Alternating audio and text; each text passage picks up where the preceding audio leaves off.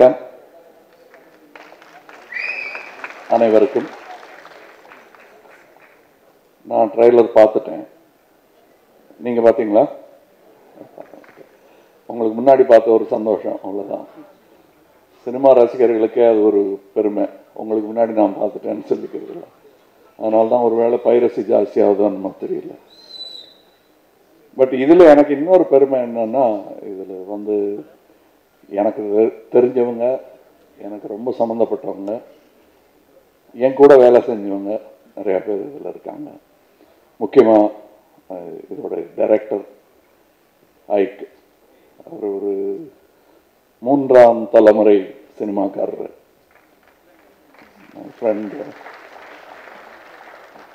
Friend Jeeva, all of them. தனித்தனியாக ஒரு பேரையும் சொல்ல விரும்பல, எல்லாரும் இருக்காங்க. எனக்கு நிறைய தெரிஞ்சவங்க, நல்லாவே தெரிஞ்சவங்க இருக்காங்க. நல்ல முயற்சி. Especially I was concerned for ஐக். நல்ல கதை, நல்ல படமாக இருக்கணும்னு ட்ரெய்லர் பார்த்தது நல்லா இருக்கிற மாதிரி இருக்கு. அண்ட் ஆவி வந்த கதையும்பாங்க, அது மாதிரி. அது ஆவி வந்த கதை. பட் அதெல்லாம் நல்லபடியாக பண்ணியிருக்காங்க. அதில் fully well covered, but not with thermocol.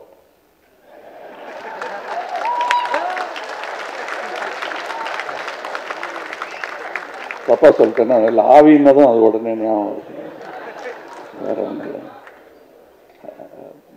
I was very happy to be among these people and I'm very happy to be among you. மறுபடியும் ட்ரெய்லர் போடுவாங்களா? இல்லை போட்டிங்களா? இல்லை, எல்லாரோடையும் உட்காந்து ஒரு வாட்டி பார்க்கணும். Right, all the best. Atlee director. அதெல்லாம் மனித பிறவில் 3 போராட்டம். தனது இளமையில் தனது உடம்போடு போராடுகிறான். உடம்பு என்னென்னமோ கேட்குது. பருவத்தினுடைய சூழல், வெப்பத்தின் காரணத்தினால இந்த உடம்போடு இளமையில் ஒருவன் போராடுகிறான். முதுமையில் ஐம்புலன் அடங்கி விடுகிறது, நாடி நரம்பு தளர்ந்து விடுகிறது, சாப்பிட்டா சிரிக்க மாட்டேங்குது, தூக்கம் வர மாட்டேங்குது. முதுமையில் உயிரோடு போராடுகிறோம். இளமையில் உடலோடும் முதுமையில் உயிரோடும் போராடுகிற அந்த மனிதனுக்கு இடையிலே இந்த சமுதாயத்தில் வாழ்க்கையோடு ஒரு போராட்டம். அந்த வகையில் ஜங்கிலி பொங்கலி கதவத்துற இந்த படத்தில் 4 இளைஞர்களுடைய போராட்டமாக அதை நான் பார்க்கிறேன். முதலில் எங்களது அண்ணன் மரியாதைக்குரிய ராதா ரவியண்ணன் சொல்வது போல, ஒரு 30 வயதுக்குள் ஒரு தமிழினுடைய பெருமை, அதில் 2 பெரிய ஹிட்டு.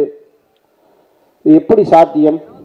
உடல் ஒழுக்கம், சுய ஒழுக்கம், டெடிகேஷன், வாழ்வு நினைத்து பயம், இதெல்லாம் இருந்திருந்தால் மட்டும்தான் உலக பிரசித்தி பெற்ற ஃபாக்ஸ் ஸ்டாரில் தொடையோடு இந்த இளம் வயதில் தயாரிப்பாளராக அடியெடுத்து வைத்திருக்க முடியும். அந்த வகையில் தயாரிப்பாளர் என்ற ஒரு புதிய போராட்டத்தில் களம் கண்டு கொண்டிருக்கக்கூடிய தம்பி அட்டி.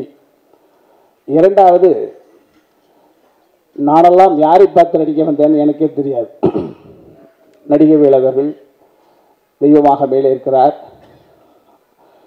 அவரை 100% உள்வாங்கியவன், ஒரு ஏழ்களைவன்.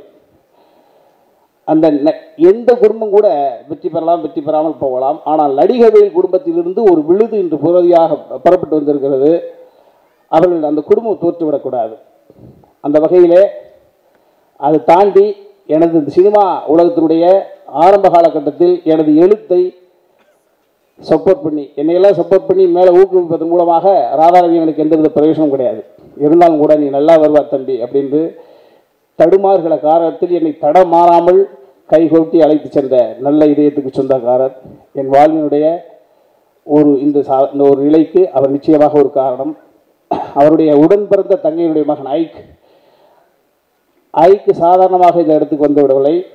ஒரு பிரியதர்சன் என்ற ஒரு பல்கலைக்கழகம், உலகநாயகன் கமலஹாசன் அவர்களுடைய பல்கலைக்கழகத்தில் பயிற்று ஐக் ஒரு இளைஞன். காட்டுத்தனமான எதிர்பார்ப்புகள் இருக்கும். ஒரு 5 வரிகளிலே ஒரு கதையை சொல்லி நிச்சயமாக சரி செய்துவிட முடியாது. ஏனென்றால் பயந்து தான். ஏனென்றால் ராஜா ராணி தெரி என்ற முரட்டுத்தனமான வெற்றிகளை கொடுத்த ஒரு தம்பி அடுத்து தயாரிப்பு துறைக்கு வருகிற பொழுது எவ்வளவு எதிர்கேள்விகள் இருக்கும் என்றதெல்லாம் தெரியும்.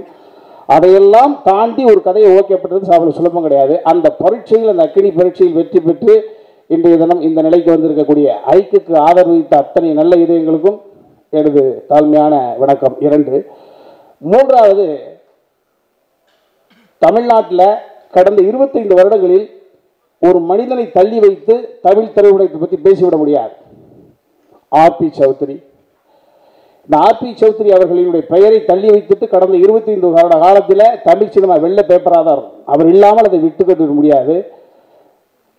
நிறைய இயக்குநர்கள் இங்கு தந்தவர், நிறைய தொழில்நுட்ப கலைஞர்களை தந்தவர், நிறைய நடிகர் நடிகைகளை தந்தவர்.